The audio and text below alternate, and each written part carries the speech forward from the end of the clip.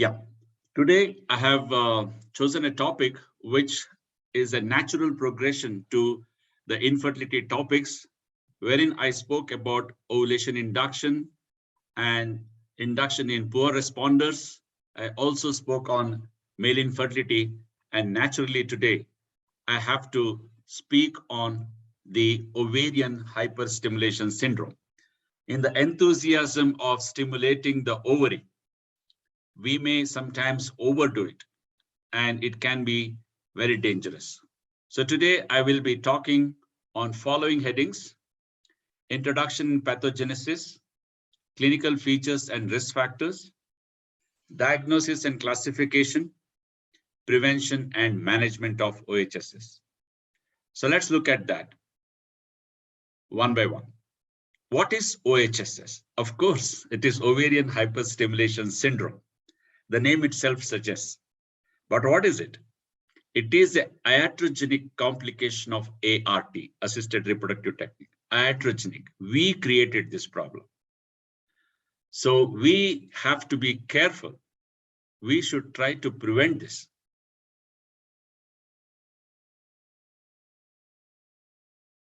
If you understand this sentence, I can stop the lecture here itself. The whole of OHSS is nothing but shifting of the serum from intravascular to the third space.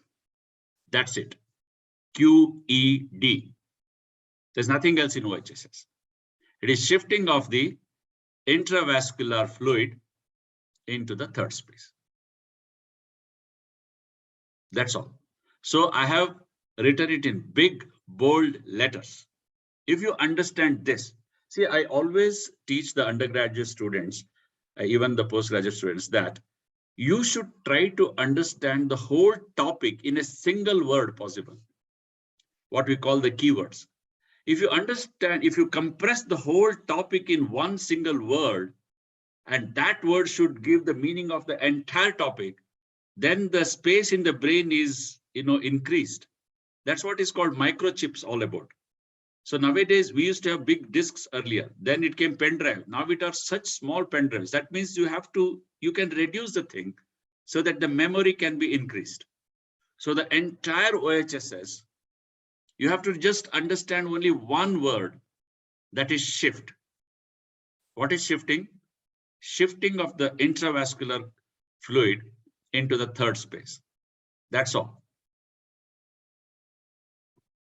Of course, mainly into abdominal cavity. It can go to any other cavities. Through the lecture, you will realize where all it will go, but mainly in the abdominal cavity.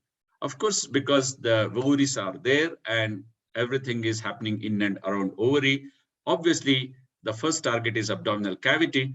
Later, it goes to entire body. Occasionally, it can be life-threatening. Of course, fortunately, now we have understood the ovarian stimulation well and the mechanism of OHSS well. That's why nowadays we don't see life-threatening OHSS. However, we have heard anecdotal experiences where the young girls have died also during controlled ovarian hyperstimulation. So we have to be very, very careful about this. Nobody wants to have this, but it can suddenly happen. You will realize in which cases it can suddenly happen. In spite of understanding OHSS very well, in spite of trying to prevent very well, it can suddenly come as a surprise, even to an experienced infertility specialist. What is the pathogenesis? Let us understand this now. Of course, I said shifting of the fluid, but why there is a shifting of the fluid? That is what is meant by pathogenesis. There is recruitment of large number of small antral follicles into functional cohort. Remember my class on the AFC, that is the biomarkers of ovulation induction. These are the small antral follicles which are less than 6 millimeters. They are the active bees. They are the active ones. When you are young, when you are small, you are very, very active, right? Later you become a little lazy. So in OHS, what happens? There's recruitment of large number of these active follicles, which are small antral follicles. Then there is sustained development of numerous large antral follicles until ovulation, or even sometimes luteinization also. So I told you other day, as the antral follicles become bigger and bigger, they lose their activity much in terms of producing AMH and all that. And also, of course, later on, they become luteinized and then they will finally be atretic. But here in OHSS, this is what is going to happen. There is a sustained development of numerous large antral follicles until ovulation and luteinization.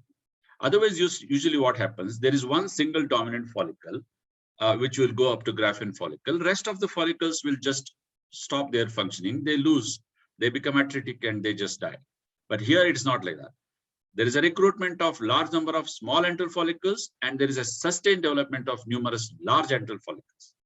So there is excessive production of VEGF by the developing large follicles. The entire slide has got one red color. And who is the villain? VEGF, vascular endothelial growth factor. This is the villain of OHSS. I'm going to use this many times so that at the end of the talk, you should realize there is shifting of the fluid thanks to or because of this notorious VEGF. There is exaggerated perifollicular neovascularization exhibiting increased permeability.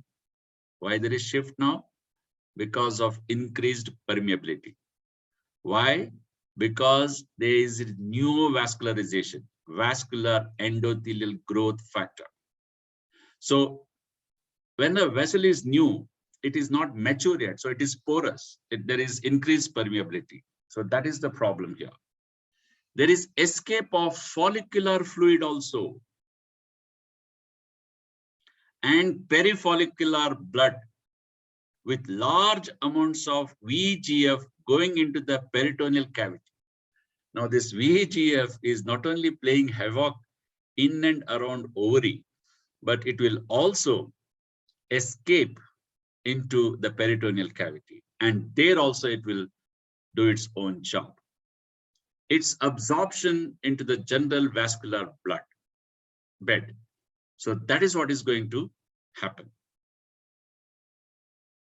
There is functional impairment of all blood vessels, not only within the ovary.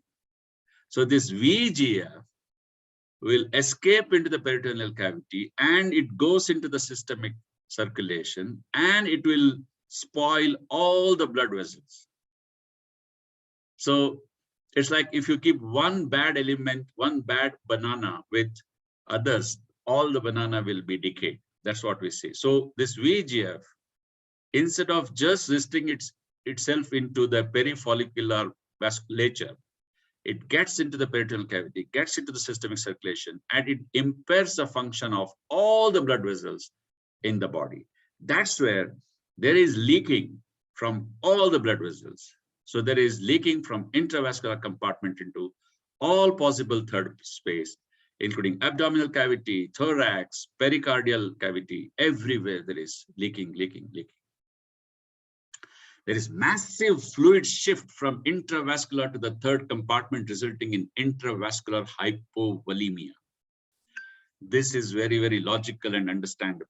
When the intravascular compartment is depleted of its fluid, there is fluid everywhere, but there is no fluid in the place where it is to be required. That is intravascular compartment. There will be hypovolemia, and there will be hemoconcentration, and there will be hematocrit rise. Simple, very simple. Nothing to understand much here. Who is responsible for all this? Of course, we understood that lots of small antral follicles are recruited, and there is a sustained development of the large follicles, and the large follicles, even in the luteal time, they will be very active, and all that is correct. But who is the bigger villain? The VEGF is a villain, but who is the boss? The boss, regardless of the degree of ovarian response to the gonadotropin stimulation, you all the time must be thinking gonadotropin is the problem. Yes, of course, gonadotropin will make all these follicles, dance to its tune, but OHSS does not occur unless an ovulatory dose of HCG is administered. So who is the boss, bigger villain? You see the big font HCG in red color. So it's a HCG that is actually doing all these things. It is making all this problem. So HCG, in fact, the ovulatory dose, you don't have to give extra HCG. Just the ovulatory dose of HCG itself can create problem. So that is the point here. I'm underlining that again. So why HCG is responsible? That's the next question. The biological activity of HCG is 6 to 7 times that of endogenous LH and has longer half-life. See, in the natural cycle, LH surge is the one which gives rise to ovulation. But in an IVF or an assisted reproduction or in a controlled ovarian hyperstimulation, to simulate LH surge, we are giving an ovulatory dose of HCG. This HCG is more potent 6 to 7 times than the endogenous LH, and it has got a longer half-life. It will lurk for a longer time. So that is the reason. Exogenous HCG induces massive luteinization of granulosa cells. Massive. Such massive luteinization is not seen with GnRH agonist. That is the reason why we now replace HCG with GnRH analog for a trigger. See, everything makes sense here. Rare causes are high production of endogenous HCG. For example, in molar pregnancy. So if the pregnancy occurs and there'll be molar pregnancy and high endogenous HCG happens, that HCG also is one of the causes of OHSS, or gonadotropin-like molecules like TSH, for example. That also can sometimes cause. That is exactly why, we always say when you want to induce ovulation, I have been telling the same. That's why I'm taking these classes in a succession. What I told you, TSH should be estimated, right? If you remember in PCOS class. And in infertility, TSH should be less than 2.5, because TSH not only causes anovulation, and if you do controlled ovarian stimulation, this can behave like a HCG. After all, they're all cousins, I always call them cousins. FSH, LH, TSH, they're all cousins. So they also can cause ovarian hyperstimulation. Enhanced sensitivity to endogenous gonadotropin. Even FSH, LH can sometimes, be over stimulatory because of mutations in the FSH receptors. FSH is not the problem, or LH is not the problem, but the receptors, there is mutation, and the same FSH, after mutation, it will have a different enhanced activity or sensitivity of the endogenous cells to the endogenous gonadotropins. So what is the pathology? We understood the pathogenesis. What is the pathogenesis? To summarize, the pathogenesis is there is VEGF secretion when you give ovulatory dose of HCG, and this VEGF will create neovascularization in and around follicles. There is increased permeability, and during that time, even VEGF will go to the abdominal cavity and rest of the places, and everywhere it will make sure that the blood vessels are hyperpermeable. And what happens? The HCG is doing this because the HCG is more potent than the endogenous LH, and it is long acting. And it also enhances the activity of the granulosa cells during luteinization, which is not done by the GnRH analog. And in rare situations, whenever there is vesicular mole, there is excessive HCG, or even TSH can behave like that. And if the mutations occur in the receptors, so FSH, the available FSH also will give a enhanced result. So pathology obviously is a cystic enlargement of the ovaries. Okay, so a lot of follicles, lot of cysts there, and so cystic enlargement of the ovaries, abdominal distension, or even ascites. Obviously, this is what I am now. Everything I can run through the class now. Rest of the slides I will just run because we have understood the main thing. That's what I always tell. Even the other example analogy I give is that when you see Animal Planet and when the predators chase they just catch the neck. That's all they do, and the animal dies. So you have to catch the subject with its neck. So once you catch the subject with its neck, rest of it is just gone inside you. So abdominal distension because of ascites, edema everywhere in the body, hydrothorax, and or pericardial effusion. You name a cavity, there will be fluid. There will be electrolyte imbalance, of course, because when the serum goes out, it doesn't go alone. It will carry all the electrolytes that electrolytes are, after all, they are soaked in our serum, isn't it? So they also go out and they are imbalanced. There is impairment of hepatorenal and cardiopulmonary function. So when there is hypovolemia, there is no enough supply to the liver. There is no supply to the kidneys. Even there is no supply to the heart and the pulmonary lungs. So everybody will go tipsy-turvy. Liver fails, kidney fails, heart fails. Of course, heart is the last one to fail. If heart fails, there is no life at all. So that is the problem. Having understood that, let's look at the clinical features and the risk factors. Epidemiologically, it is rare with letrozole. Why? Because I told you letrozole is a monofollicular inducer of the ovulation, whereas it is rare even with CC, because CC though gives multiple follicles, not so much to the extent of causing OHSS. But the most common cause of OHSS is IVF cycle, wherein we give gonadotropin injections and sometimes in a very high dosage. If you don't understand this very well, then sometimes when there is no response, you keep on giving. If you remember my class on poor responders, whether you give 300 starting dose, 450 starting dose, 600 starting dose, response is same. So just because you are giving FSH outside, it's not going to improve your production unless there are follicles there. So that you have to understand. So first do a AFC, and accordingly you decide on stimulation dosage. Mild means 8 to 24% of the cases. Moderate OHSS is seen in 4 to 6% of the cases. And thankfully, severe OHSS is seen in only 0.1 to 2%. Probably we have understood over the years what is the problem. So most of the OHSS that we see, 24%, are mild cases only, thankfully. What are the clinical forms?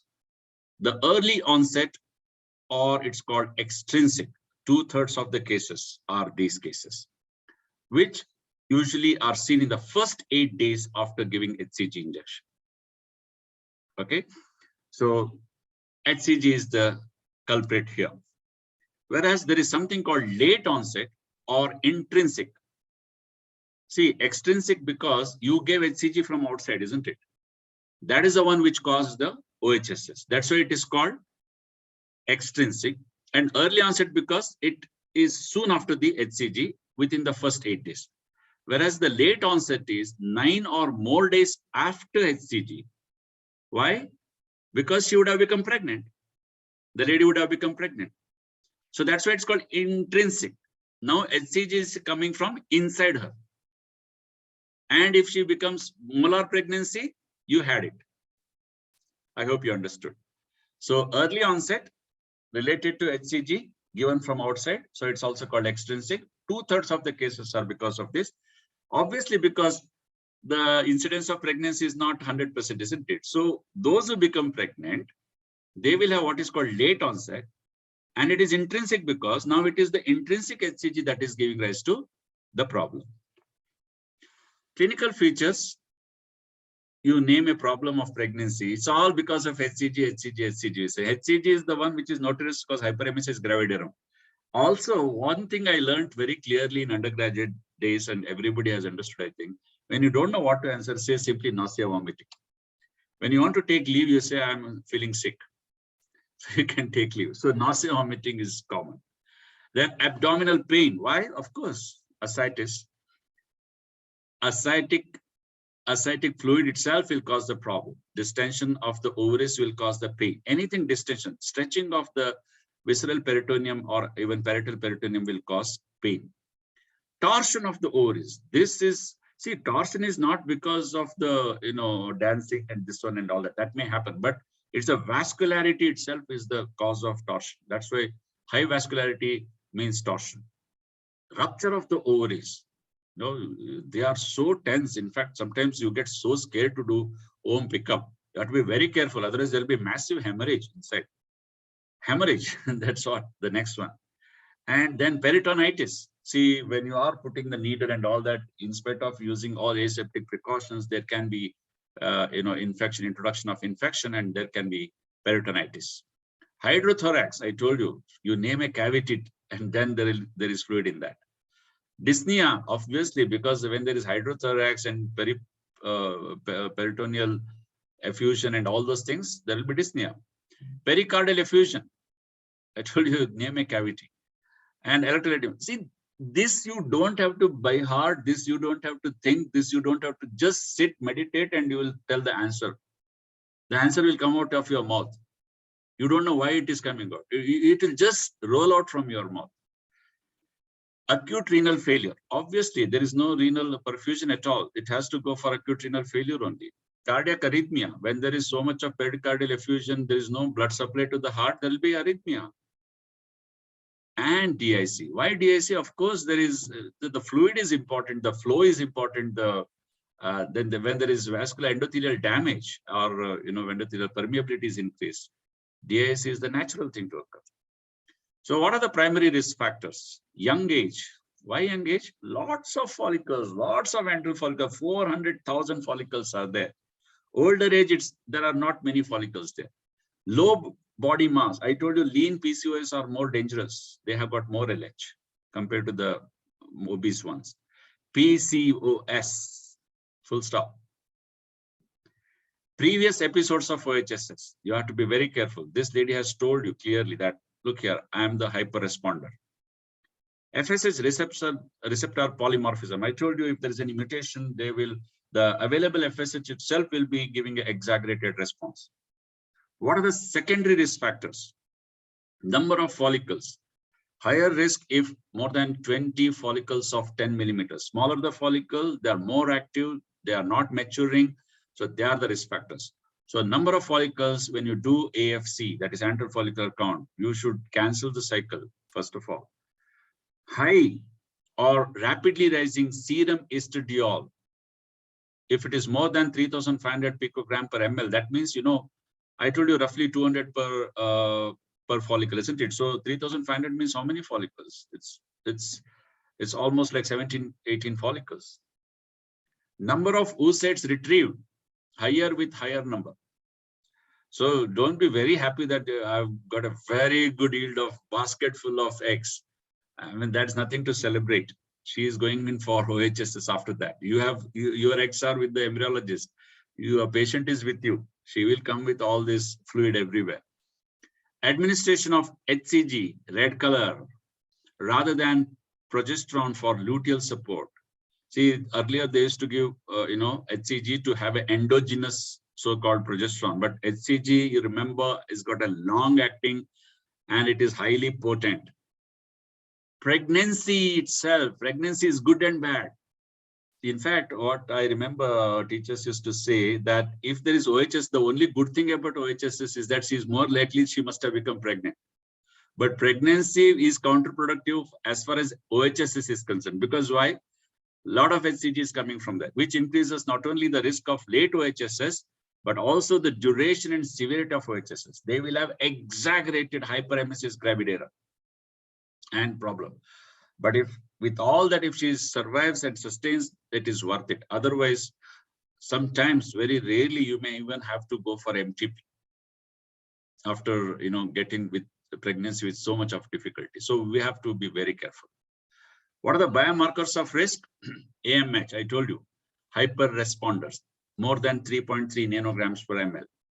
Antral follicular count, more than 8 to 10 on each side. She's sure case for hyperresponse. High LH levels or LH-FSS ratio is very high in favor of LH. Raised E2 levels, this is the second time I'm telling, more than 3,500 picograms per ml at the day of trigger. Follicles more than 30 and estradiol more than 6,000 micrograms. Don't do anything. Don't do it. Nowadays, most of them are going in for frozen transfer only. Okay, so here, of course, you have to aspirate all these follicles, and maybe you should totally avoid HCG in this, and you should go for GnRH trigger. All right, so this is a case for severe OHS guaranteed, 80% guarantee. So now I come to the diagnosis and classification. Mild cases, which means grade 1 and 2, where there is abdominal distension little bit and discomfort. If it is grade 2, in addition to that, there will be nausea, vomiting, diarrhea, but diarrhea is less frequent. Bilateral ovarian enlargement, each one would be 5 to 12 centimeters, say 10 centimeters, with multiple follicles and corpus luteal cysts. There are no biochemical abnormalities. So if it is a mild case, I have put it very clearly, there are no biochemical abnormalities yet. It's just some discomfort, some nausea, some vomiting, and on ultrasound only you will see some follicles and ovaries. Other than that, biochemically there is no problem. But when you say moderate, which is grade 3, there is mild symptoms already, plus ultrasonographic evidence of ascites. We didn't talk about ascites. Little bit of distension we said, discomfort we said, but we didn't talk about ascites in the previous two grades. Then GI symptoms are more frequent and instant, more nausea, more vomiting, diarrhea, and all these things. A sudden increase in weight, more than 3 kg, it's an early sign. So she will be very, very conscious about it. Lab features will now start appearing. What are they? Hematocrit above 41%. 30 is normal, isn't it? So more than that. WBC up to 15,000 is okay sometimes, but it is more than 15,000. And hyponatremia or hypoproteinemia. So all proteins go with this porous vasculature. Severe grade 4 and 5 we call it. Grade 4 means all the moderate features plus clinical evidence of ascites. Now you don't need ultrasound to diagnose ascites. It is obviously there in her tummy.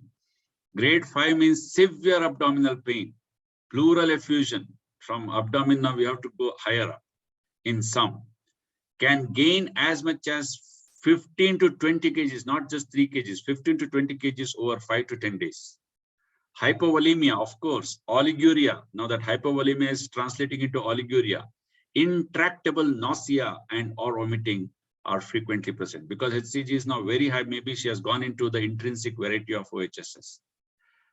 So severe OHSS, what are the lab values? Hematocrit 55%. In fact, Dr. Pratap used to always say there is only one investigation you have to do, that is hematocrit. Anything more than 55 is severe. WBC 25,000. You can remember it as 50, 25.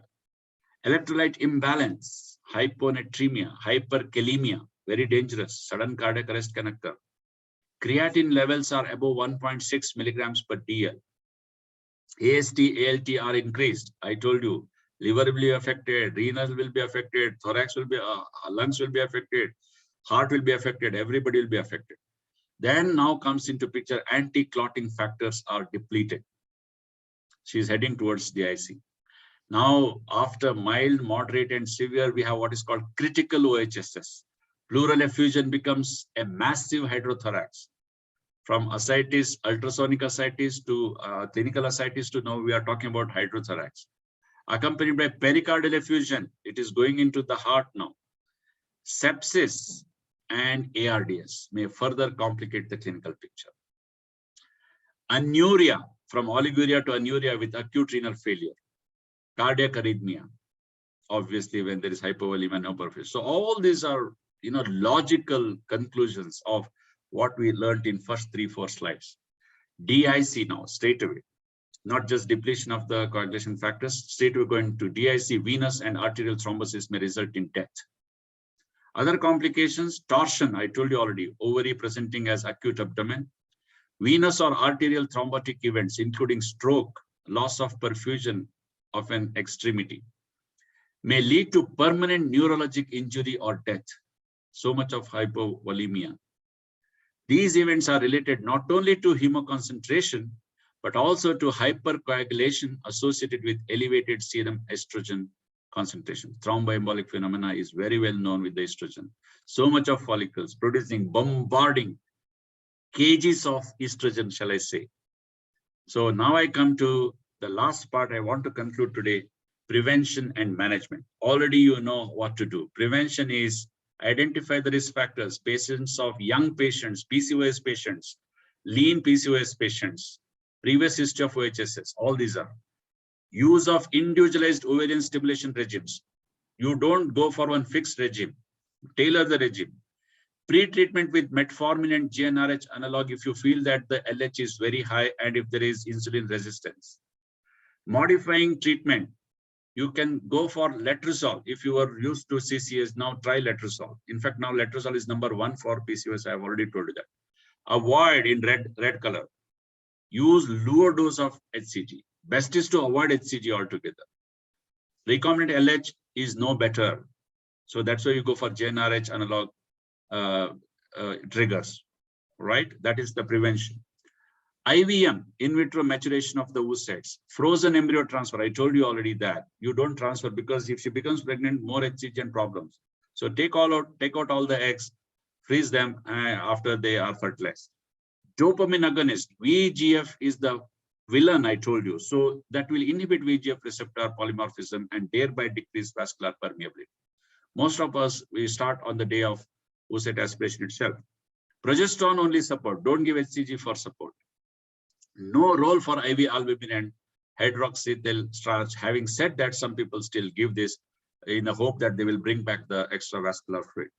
So approach to management. Luckily, it is a self-limiting disease. Conservative and symptomatic management is all that is required. In mild cases, many women are managed as outpatients. They don't have to be even admitted. Women with severe or critical OHS only require hospitalization, and some of them will require ICU care. In the last 35 years or so in Manipal, I've seen only 1 or 2 cases which required a little bit of HDU type of care. Mild OHSS, as I said, mainly conservative and symptomatic. Analgesics if there is any pain abdomen. Avoidance of heavy physical activity. Surveillance is all that is required. Just keep on asking her at home, how are you, every day, morning and evening. Call is that is enough. Call for any signs or symptoms of worsening. So moderate OHSS, again, there is no need to straight away admit them, but now start doing biochemical analysis because that's where the lab investigations will show positive signs, isn't it? Mild will not show. CBC, in that mainly PCV, look at the hematocrit and of course electrolytes, albumin, LFT, RFT as a baseline to see whether she's worsening. Daily weights, abdominal girth and urine output, monitor signs of progression every 48 hours. Oral fluid is enough, no need of IV fluids, 1 to 2 liters per day. And she can be walking about, but avoid other physical activity. Of course, intercourse should be avoided. Bed rest is sometimes necessary. Analgesics, of course, should be given. Removal of ascitic fluid if necessary. Distressing. Thromboprophylaxis should be started. It sounds like corona treatment, isn't it? So you should start thromboprophylactic. Severe OHSS, you require hospitalization. Nothing short of that. For supportive care, monitoring and prevention of treatment of complications, the simultaneous goal should be correcting IV fluid and electrolyte imbalance, relieving secondary complications like ascites and hydrothorax, preventing thromboembolic phenomena. Whereas critical OHSS, not just hospitalization, ICU care, invasive monitoring with central venous pressure. Care includes management of massive hydrothorax. Maybe you have to take the help of a cardiothoracic surgeon to get rid of pericardial effusion. Arterial thrombosis, DIC should be treating. Pulmonary embolism should be prevented. Acute renal failure, you may require dialysis, and sepsis should be treated aggressively.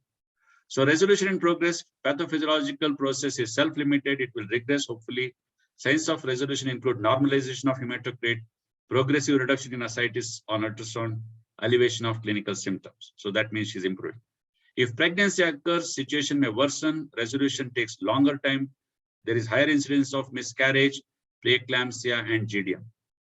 So to summarize, iatrogenic problem, OHS is a iatrogenic problem due to shift of fluid into third space due to increased VEGF, neovascularization with increased permeability.